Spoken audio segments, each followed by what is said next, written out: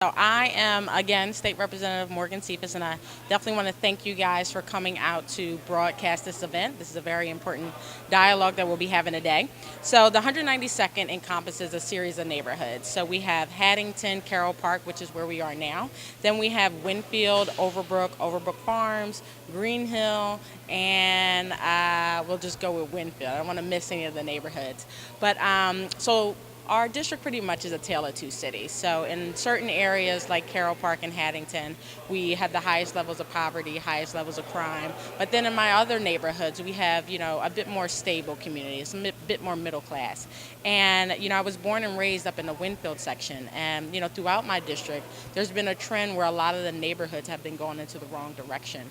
And, that's one of the reasons why I ran for office. I mean, when I was growing up, I didn't have access to quality education. I had to deal with gun violence at a very young age. So, when you talk about trauma-informed care, I have firsthand experience. But then you also deal with a lot of unemployment, a lot of, vacant homes and things like that. So it's been going into that direction for a while, which is, again, one of the reasons why I ran for office. Because I truly believe that if you have someone that has experienced government like I have for about 6 years and comes from the community so you understand the dynamics of the neighborhood, we really can make government work and, take it into a different direction.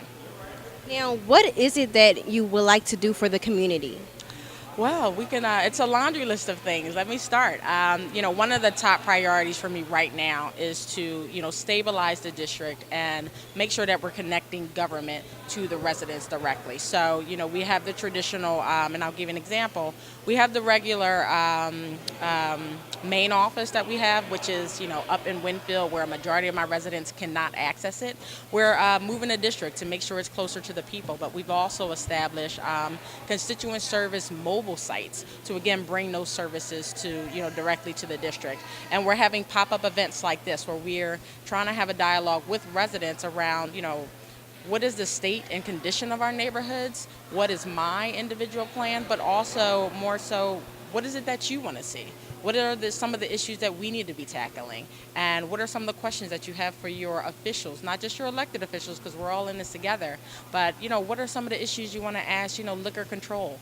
When we have a stop and go every other corner around here, we recognize that that's a problem. We can't talk about, moving the neighborhood in a different direction when we have liquor being sold every other corner, which brings in loitering, which brings in drug trafficking. So, trying to correct issues like that, but also, mainly to connect resources directly to the residents. So you had this issue where 85% of vouchers that are for seniors goes redeemed every single year in the Commonwealth of Pennsylvania. But when it comes to WIC recipients for young kids that are 5 years and under, only 50% of those vouchers get redeemed. So you only can redeem a voucher at a local farmer's market.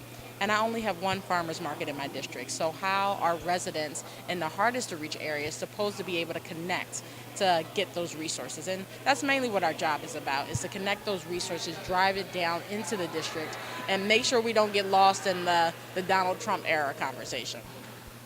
Now, this is your first town hall meeting. Do you plan to discuss some of those issues at this meeting? Oh yeah, we're gonna cram everything in those 15 minutes. But yeah, so I'll be, because I'm very new, and we're coming from a very significant transition of someone that's been in the seat for 30 years. A lot of people don't know that there's been a transition. A lot of people don't know, who I am. So it's an introduction, but also a reintroduction to some people, because I've spent some time down here.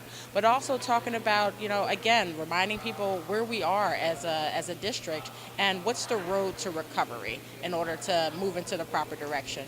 But also making sure that members are aware that there is a larger dialogue happening around, the Affordable Care Act, which, affects health care, around, workforce development opportunities, around, immigration, all those things. There's so much talk going on at the federal level. I just want to make sure my district and its success doesn't get lost in that broader conversation. Right. Now, where can everyone follow you on social media to keep updated with you? Oh Lord, these hashtags. So you can at Morgan, Morgan _ Cephas, Cephas, and I'm Morgan Cephas on Facebook as well. I'm actually on Twitter too. I'm trying to get all these handles. I'm new at it, and I'm also at Morgan _ Cephas on Twitter.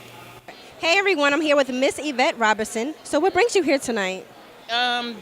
I'm here for the town meeting, for Morgan Cephas's town meeting, and I've just gotten here to Philadelphia, Overbrook area, like maybe a year and a half ago. So I've been just trying to find out like everything that's all about Philadelphia. And this is, I see her all the time.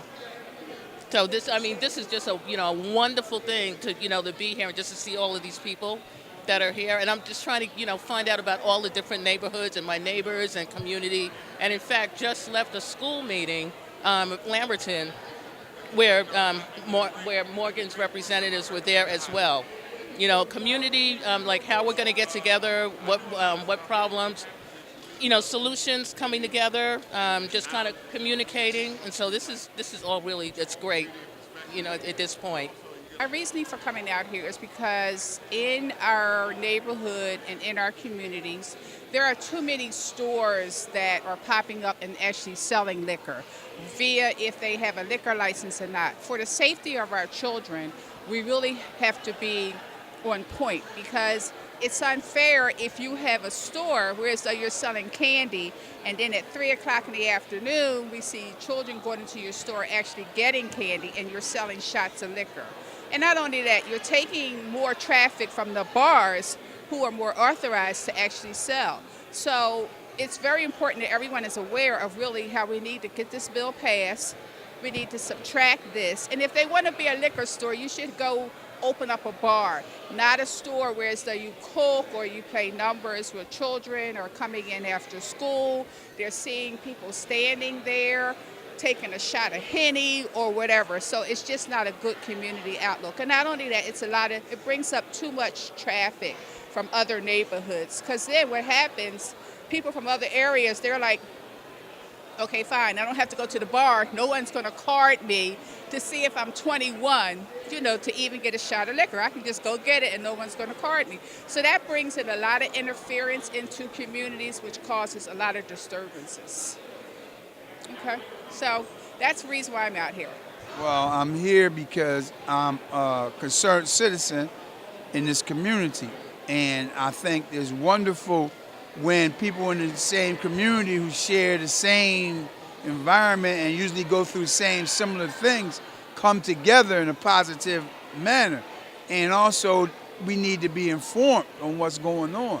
So I think this is it's empowering for people to know who does what, why things get done, who's in charge, how important is they vote, the whole nine. Just be more civic-minded. That's what we need to be, to control our own destiny. That's about it. That's why I'm here, to promote that and support that.